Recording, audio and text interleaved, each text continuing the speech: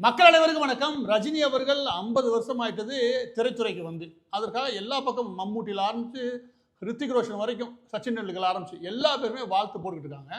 இந்த நேரத்தில் என்னுடைய சேனல்லேருந்து அதற்கான வாழ்த்து தெரிவிக்க விரும்புகிறேன். அதோட கூடுதலாக ஒரு 6-7 மீட்டிங்கில் எனக்கு என்ன நான் உணர்ந்துட்டு இல்லையா, அதில் ஒரு 3 விஷயங்களை மட்டும் நான் ஷேர் பண்ண விரும்புகிறேன். அது சொல்கிறதுக்கு முன்னாடி நான் தெளிவாக ஒன்று சொல்லிடுறேன். எனக்கு கல்லூரி காலங்கள் தொட்டு ஃபிலிம் இண்டஸ்ட்ரி சுத்தமாக பிடிக்காது. எனக்கு ஏனோ தெரில, சுத்தமாக பிடிக்காது. கம்யூனிஸ்ட் அந்த காலத்துலேருந்து இப்போ வரைக்கும் பெரிய அளவில் ஈடுபாடு எனக்கு அதில் கிடையாது. எனவே சினிமாவை தேடி பார்த்து ரசிக்கிற, இல்லாட்டி அதனுடைய விஷயங்கள் தெரிஞ்சுக்கிற அளவுக்குலாம் எனக்கு எந்த காலத்தில் ஆர்வம் இருந்தது கிடையாது.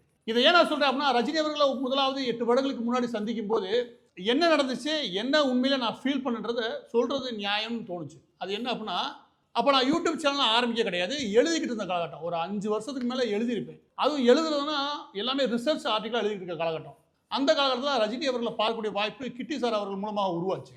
அந்த முதலாவது சந்திப்பில் அந்த சோஃபாவில் உட்காந்துருக்கும் போது அவர் உள்ளேருந்து வராரு.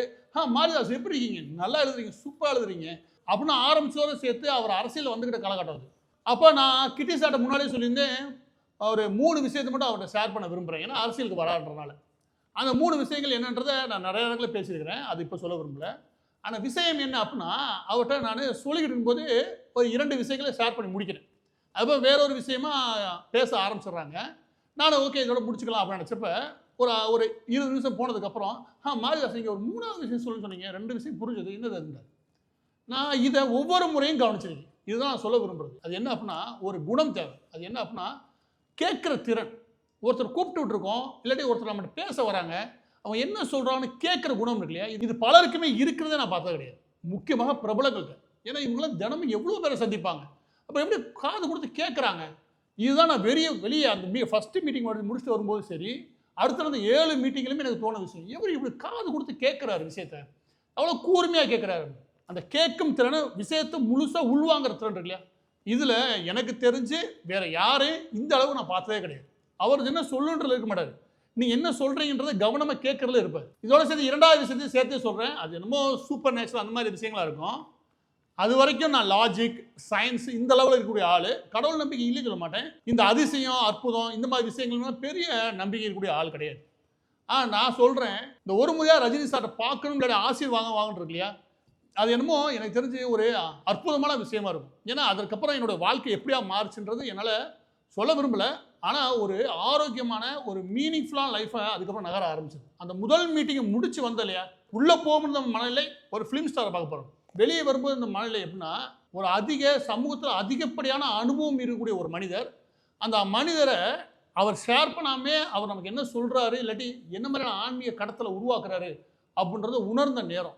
மீண்டும் சொல்கிறேன், ரஜினி சாரை திரையில் பார்க்குறது ஒன்று, நீங்கள் தனிப்பட்ட விதத்தில் சந்தித்து ஒரு தடவை ஆசீர்வாதம் வச்சுக்கோங்க, உங்களுக்கு அதுக்கப்புறம் எப்படி ஓடும் அப்படின்னா, ஒரு ரஜினி எப்படியா ரஜினியாக பரிணாமம் அடைஞ்சு இந்த உச்சத்தை அடையிறதுக்கு என்னென்ன அனுபவங்களாக இருக்கு இல்லையா, அதை ஈஸியாக கடத்துவார். இன்னும் சொல்கிறேன், அவரோட எந்த அனுபவத்தையும் உங்களுக்கு சொல்லாமே கடத்த முடியும். அந்த ஆன்மீக தொடர்பு இருக்கு இல்லையா, அந்த ஃபீல் இருக்கு இல்லையா, அதை எளிமையாக ரஜினி அவர்களால் கடத்த முடியும்.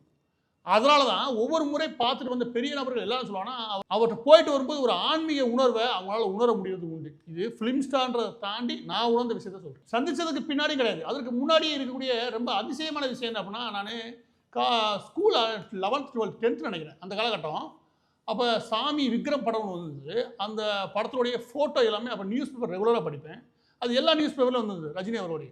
அதில் அவருடைய லுக்கை பார்க்கும்போது எனக்கு அந்த காலகட்டத்திலேருந்து இப்போ வரைக்கும் இருக்கக்கூடிய அதிசயமான விஷயம் என்ன அப்படின்னா, உண்மையிலே சொல்கிறேன், அரசியல்வாதிலேருந்து எல்லா பேருக்குமே தன்னை வெளியே எப்படி காட்டிக்கிறோம் தன்னோட தோற்றம் இல்லையா, அது ரொம்ப கவனமாக இருப்பாங்க. நடிகர்கள் சொல்லவே வேணாம், 70-80 வயசில் கூட ரொம்ப கவனமாக இருப்பாங்க. ஆனால் அவர் அந்த காலகட்டத்தில் 50கள் நினைக்கிறேன், அப்போ கூட ரொம்ப எந்தவித மேக்கப் இல்லாமல் நம்மளை எப்படி திரையில் பார்த்தாங்களோ அப்படியே காட்டுன்ற எண்ணம் இல்லாமல், எந்த விக்கு நினச்ச விக்கு மாதிரி ஏதாவது விஷயங்களை வச்சு அவர் தன்னை அழகாக காட்டிக்க முயற்சி பண்ணிக்கலாம். அப்படி எதுவுமே இல்லாமல் அப்படியே வருவார்.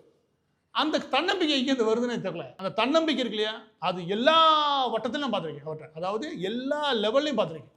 இது உண்மையிலே தனிச்சிறப்பான குணம். பல நேரங்களில் அவர் பார்க்கும்போது அவர் வெற்றில் இருந்திருப்பார், இல்லாட்டி ஒரு வீழ்ச்சியில் இருந்திருப்பார், இல்லாட்டி ஒரு சின்ன ஒரு வீழ்ச்சியில் இருந்திருப்பார். எல்லா கடவுளையும் அவரை வெவ்வேறு நேரத்தில் சந்திச்சிருக்கேன். அப்போ எல்லா நேரமும் ஒரே மாதிரி இருப்பார்.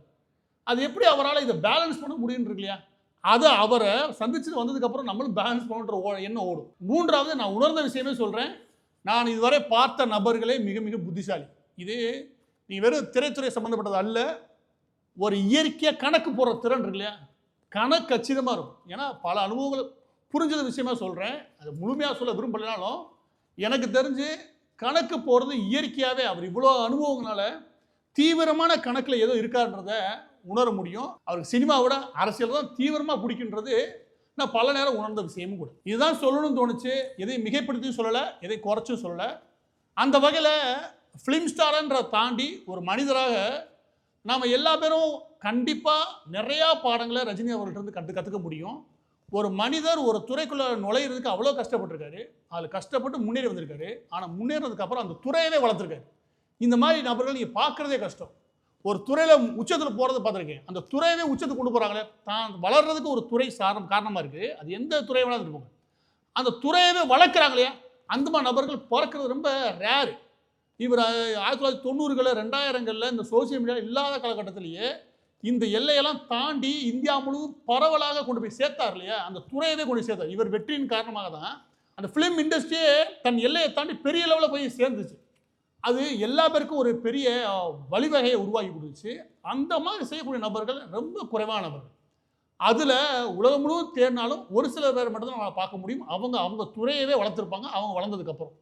அதில் ரஜினி மிக முக்கியமானவர். எனவே ரஜினி அவருடைய அனுபவம் இருக்கு இல்லையா, அதை இளைஞர்களாகட்டும் இல்லாட்டி முயற்சின்னு ஒன்று எடுத்து வாழ்க்கையில் வெற்றி பெறணும்னு நினைக்கிறீங்களா, அவங்களுக்கு என்ன மாதிரியான கணக்கு தேவை அதுவாகட்டும், இது எல்லா விதமான அனுபவத்தையும் ரஜினி ஒரு நபரை நீங்கள் முழுமையாக கிரகிக்கிற மூலமாக உணர முடியும். இதுதான் நான் சொல்ல விரும்பினது. தலைவர் ரஜினி அவர்களுக்கு எங்கள் குழு சார்பாக வாழ்த்துக்கள்.